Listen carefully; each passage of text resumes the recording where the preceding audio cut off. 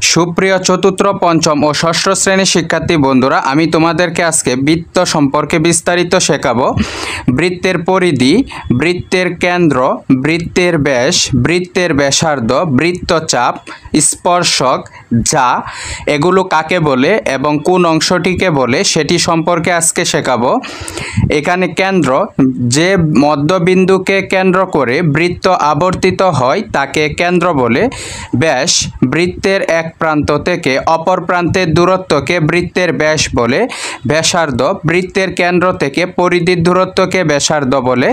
পরিধি, যে বক্ররেখা দ্বারা বৃত্তটি সীমাবদ্ধ থাকে তাকে পরিধি বলে। স্পর্শক, কোনো সরল রেখা যদি বৃত্তকে স্পর্শ করে তাকে স্পর্শক বলে। বৃত্তচাপ, বৃত্তের পরিধির যে কোনো অংশকে বৃত্তচাপ বলে।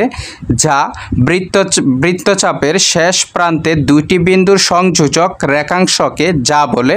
Thanks for watching.